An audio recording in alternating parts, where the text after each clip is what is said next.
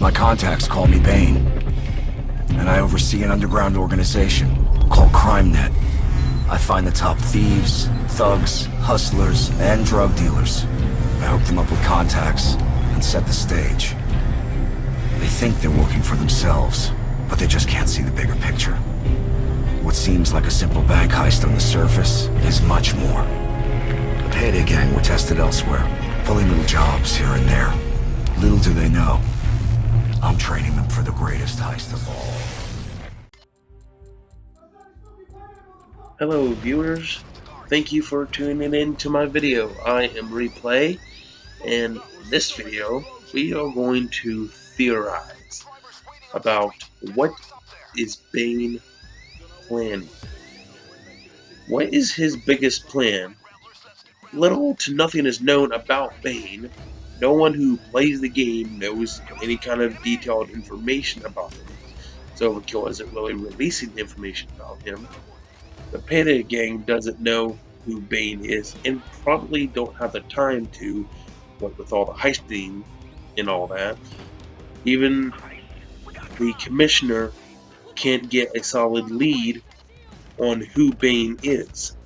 No matter how hard he tries, he can't find any way to know who Bain is and where he is.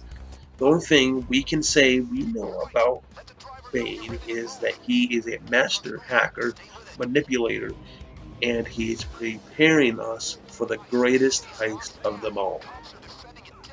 Yes, we have the mystery of who is Bain, but the bigger question right now is, what is he planning?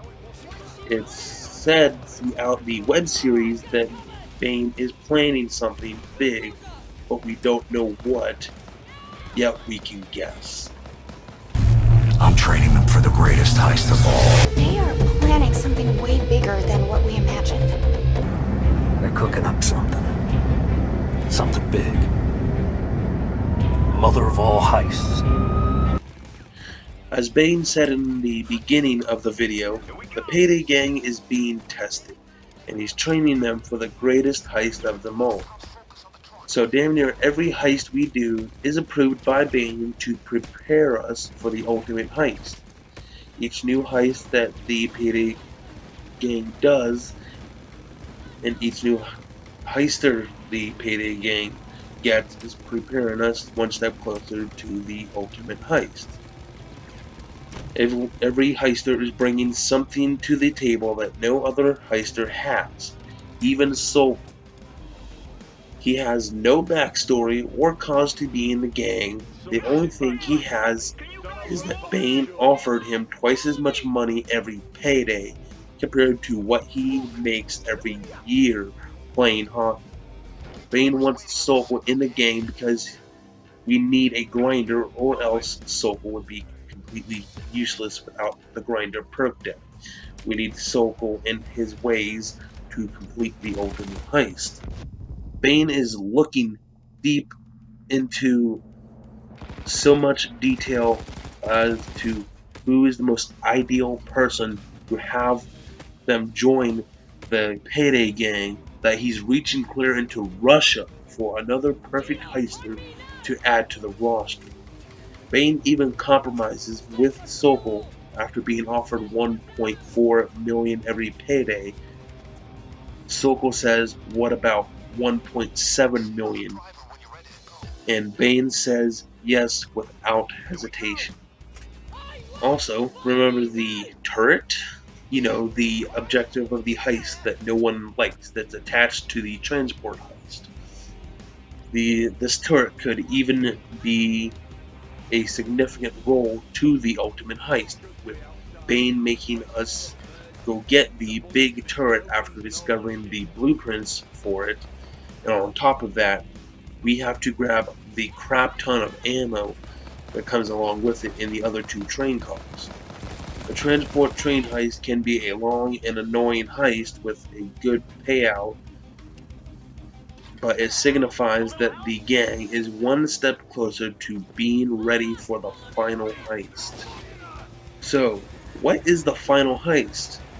Well, in my opinion, there is one place that I cannot believe we have not robbed yet, I mean, come on. We are in Washington, D.C. I'm talking about the White House. The White House is the most well-known building in the United States, and the Payday Gang is a hop, skip, and a jump away from it. Why is the Payday Gang not robbing the White House? Well, we're not robbing it because we're not ready yet.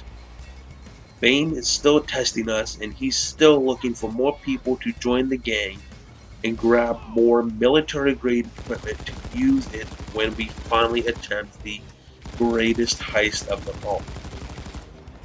I mean, come on.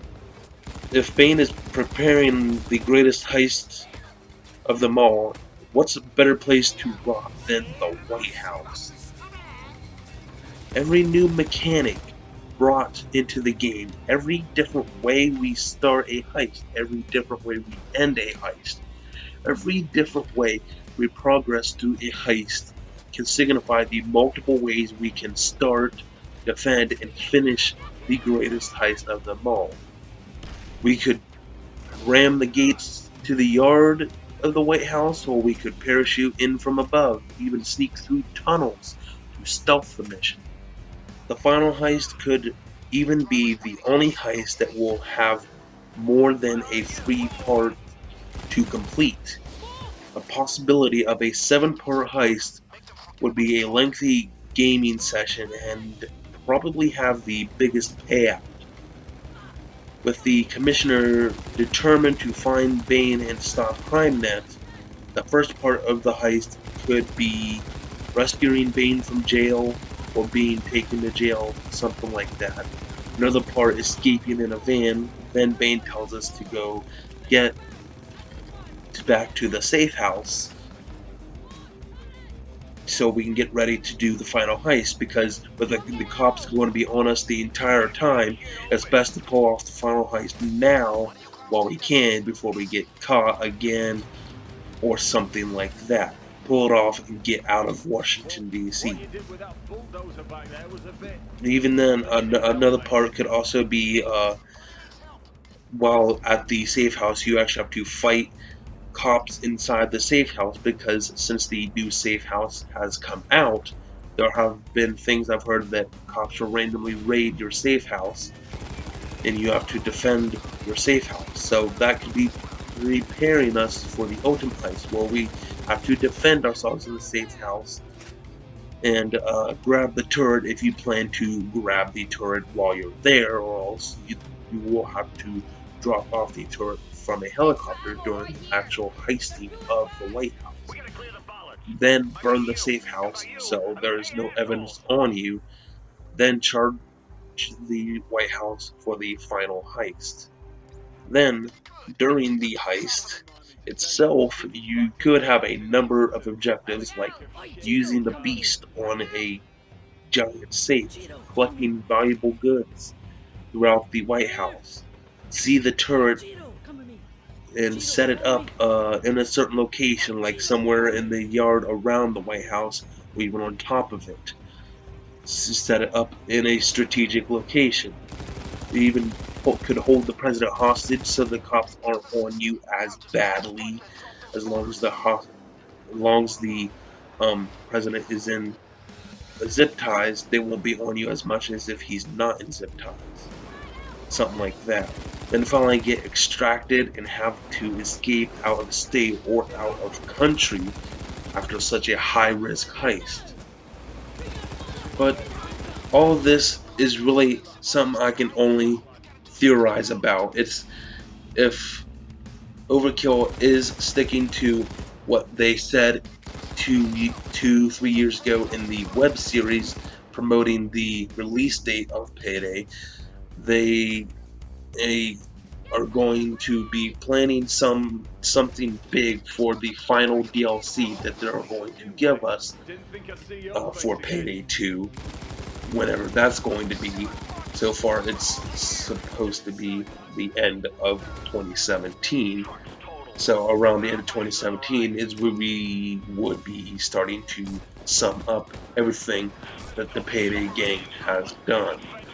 and finish off the ultimate heist before they get out of the country or out of the state, so that way the cops can't find Bain again and they can't find any of the currently existing Payday gang members and get them in jail after pulling off such a heist as robbing the White House.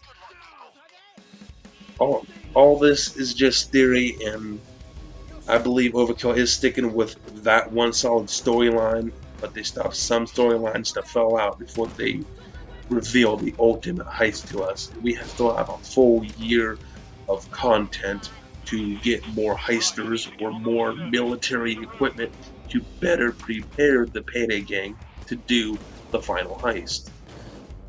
So, whether or not this will be true, and it would be great if it was, we are not ready yet to rob the White House, and it's going to be a bit of a disappointment if we don't ever get a mission within the next year or within before the time that Payday 2 expires and they move on to their next game, which would be The Walking Dead. If at any point we're not doing a mission where we rob the White House, then it's going to be a bit of a disappointment for me, because you're in Washington DC, that's like the ultimate place to rob. Why not just make it any heist, make it the ultimate heist, the final heist before Payday gang leaves the state or the country for good.